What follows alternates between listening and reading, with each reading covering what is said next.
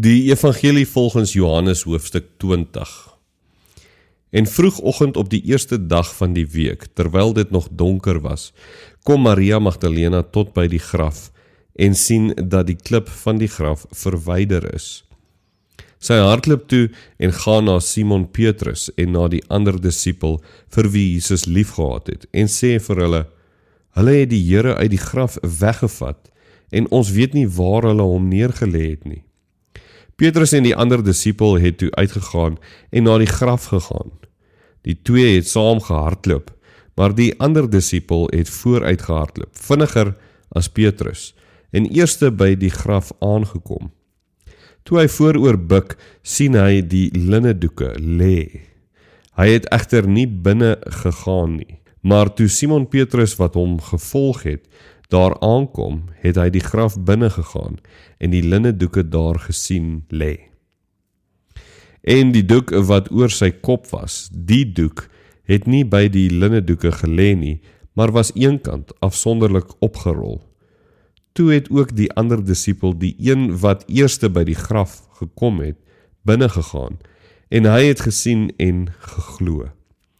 Hulle het nog nie die skrif verstaan dat hy uit die dood moes opstaan nie. Daarna het die disipels weer huis toe gegaan. Maar Maria het buitekant by die graf staan en huil. Terwyl sy huil, het sy vooroor na die graf toe gebuk, en twee engele met wit klere aan daar sien sit, waar die liggaam van Jesus gelê het. Een waar sy kop en een waar sy voete was. Hulle sê toe vir haar, vrou, waarom huil jy? Sy antwoord hulle het my Here weggevat, en ek weet nie waar hulle hom neergelê het nie. Nadat sy dit gesê het, het sy omgedraai en hom daar sien staan, maar nie besef dat dit Jesus was nie. Jesus sê vir haar, vrou, waarom huil jy? Wie soek jy? Sy het gedink hy is die tuinier, en sê toe vir hom, meneer, as u hom verwyder het, sê vir my waar u hom neergelê het, en ek sal hom wegneem. Jesus sê vir haar, Maria. Sy het omgedraai en in Hebreëus vir hom gesê, Rabboni. Dit beteken leermeester. Jesus sê vir haar, moenie my langer vashou nie, want ek het nog nie na my Vader opgevaar nie.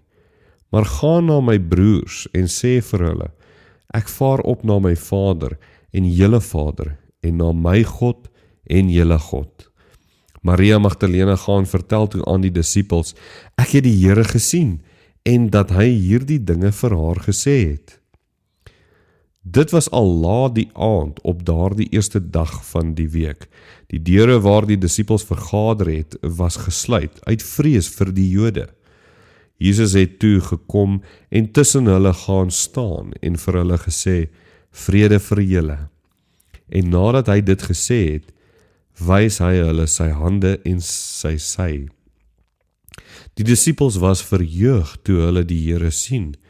Jesus sê toe weer vir hulle, vrede vir julle, soos die Vader my gestuur het, stuur ek julle ook. Nadat hy dit gesê het, blaas hy op hulle en sê vir hulle, ontvang die Heilige Gees. As julle mense se sondes vergewe, is dit hulle vergewe. As julle dit van hulle weerhou, bly dit van hulle weerhou.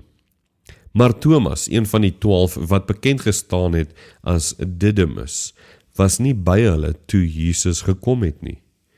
Die ander disipels sê toe vir hom, ons het die Here gesien, maar hy het vir hulle gesê, as ek nie die merke sien van die spykers in sy hande, en my vingers nie steek in die spykermerke, en my hand nie in sy sy steek nie, sal ek nooit glo nie.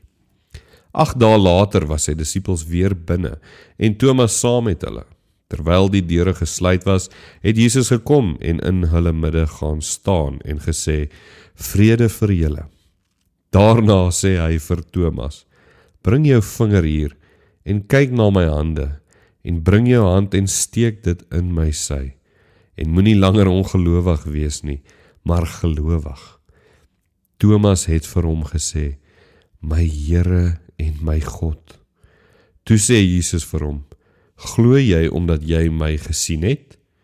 Gelukkig is hulle wat nie gesien het nie, en tog tot geloof gekom het. Jesus het nog baie ander tekens voor sy disippels gedoen, wat nie in hierdie boekrol geskryf staan nie. Hierdie dinge is egter neergeskryf, sodat julle kan glo dat Jesus die Christus is, die Seun van God, en dat julle deur te glo, die lewe in sy naam kan hê.